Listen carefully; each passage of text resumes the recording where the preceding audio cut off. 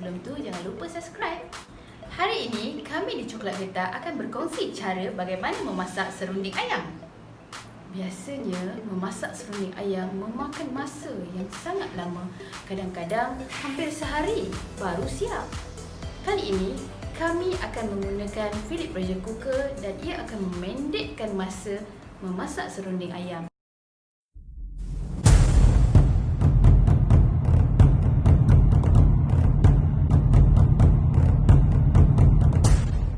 Jom saksikan macam mana cara kita masak serunding ayam.